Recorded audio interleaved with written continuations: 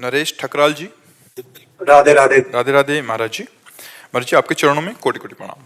महाराज जी मैं 4 महीने पहले राजकीय सेवाओं से निवृत्त हुआ हूँ। प्रभु कृपा से पद प्रतिष्ठा संतान सुख सब प्राप्त हुआ, कोई भौतिक इच्छा शेष नहीं रह गई। आगे के जीवन के कल्याण हेतु परमार्थिक मार्ग पर चलना चाहता हूँ। नाम जप का भी प्रयास कर रहा हूँ, किंतु परमात्मा प्राप्ति का दृढ़ निश्चय नहीं हो पाने के कारण संसार के महत्व बुद्धि नहीं चल रही। कृपया मार्गदर्शन। बहुत सुंदर बात। आपके ही प्रश्न में उत्तर छुपा हुआ है। भोगेश्वर प्रसक्तानाम तयापहत चेतसाम व्यवसायत्मिका बुद्धि समाधो न विधीयते। भोग और ऐश्वर्य को महत्ता देने वाली बुद्धि परमात्मा प्राप्ति का निश्चय करने में असमर्थ है। ये आपने जो कहा ना कि इसकी महत्ता बस यही हटानी है। ये स्वाप्निक है। आप चाहे जिस पद में रहे हो, स्वाप्निक है, सत्य नहीं है। ना आप पहले वो थे ना बाद में रहेंगे। ना आप पुरुष हैं, ना पहले पुरुष थे ना बाद में रहेंगे। वो जो आत्मस्वरूप है वो त्रिकाल सत्य है। देखो ये शरीर असत्य है। जब आप निद्रा में गए तो ये शरीर असत्य था, आपको बोध नहीं था। स्वप्न में थे तो वो शरीर जो स्वाप्निक शरीर मिला, तो ये जागतिक स्थूल देह का भान तो नहीं था ना, तो मिथ्या हो गया ना। और जब जागृत में आए तो वो मिथ्या हो गया ना, स्वाप्निक।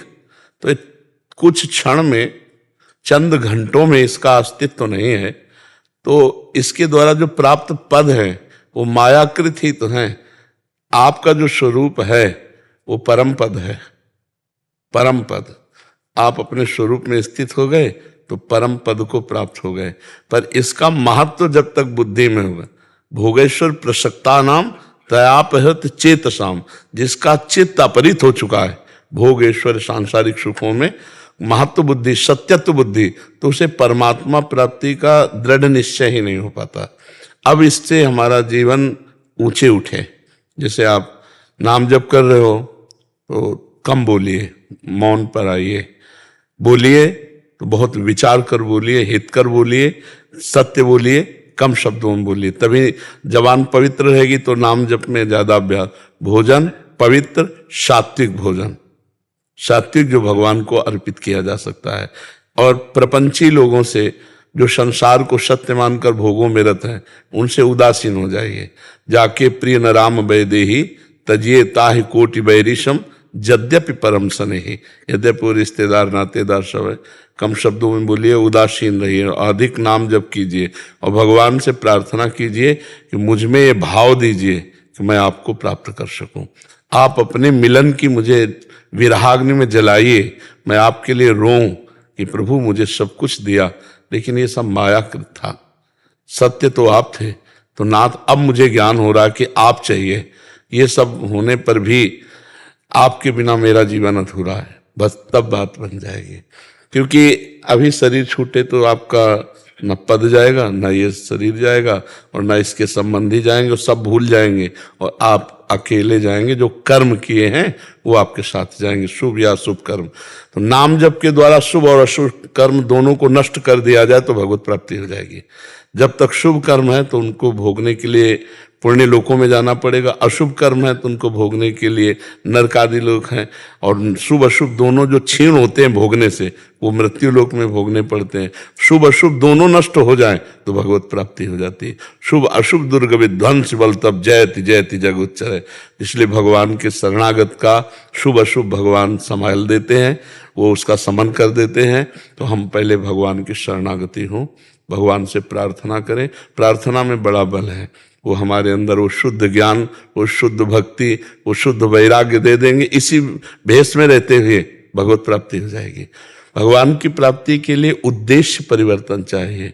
लोग स्थान परिवर्तन करना चाहते हैं, लोग भेष परिवर्तन करना चाहते हैं, लेकिन उद्देश्य ज्यों का त्यों रहता है।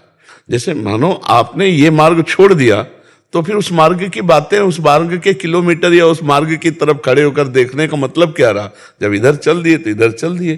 तो जैसे हम विषय चिंतन करते हैं और विषयों के प्रति प्रियता है तो हमें भगवत प्राप्ति नहीं होगी। और आप पैंट शर्ट में हो, अब आपको घृणा हो जाए कि यार बहुत समय नष्ट हो गया, वो खास चीज नहीं मिली जो मुझे चाहिए, जिससे मुझे विश्राम मिलता है, तो अंदर ही वैराग्य जागृत हो जाएगा। सबके बीच में रहते हुए भी जो वैरागी है हर भोग है पर वो बैरागी है, वही भगवान का अनुरागी होता है। अगर ऐसे बैरागी हो गया, विषय चिंतन किया, रुपया पैसा मान सम्मान, तो उनके हृदय में भी भगवान की प्राप्ति, बात भगवान की करेंगे लेकिन भगवान की प्राप्ति की बात नहीं रहती। आप अभी धीरे धीरे अपने आप को सीमित कर लो, समेट लो।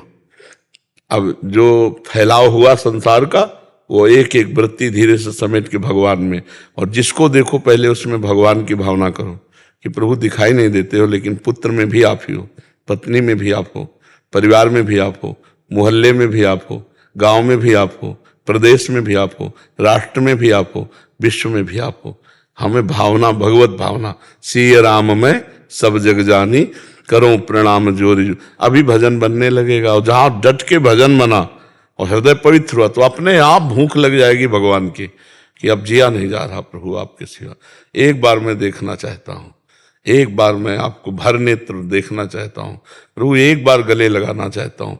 और फिर वो रोता है एकांत में बैठ के, क्योंकि जिसका कोई बस नहीं चलता तो रोना ही तो होता है। फिर रुदु सुस्वरम राजन, कृष्ण दर्शन लालसा, वो भगवान के दर्शन की लालसा से जब रोता है तो उसी समय भगवान उसको अनुभव करा देते हैं। रुदु व्याकुलता, हमें भगवत दर्शन की व्याकुलता हो जाए। दरस बिन दुखन लागे नयन, मीरा जी कहती है, जब से तुम बिछुरे प्रिय प्यारे, कबहु न पायो चैन, दरस बिन दुखन लागे। धन्य भाग है जो आपके अंदर ऐसी सद्बुद्धि है, नहीं तो लोग पूर्वाभ्यास भोगों का, तो फिर इस अवस्था में भी भोगों में ही समय, मनोरंजन में ही बिताते हैं। धन्य भाग है उसके जो कम से कम इस आखिरी अवस्था में संभाल ले अपने आप को। आखिरी में संभाल लिया तो पूरा फाइनल सुधर जाएगा, पूरा सुधर जाएगा एकदम बढ़िया। खूब नाम जप करो जो साधन बताए, और सत्संग सुनते रहिए।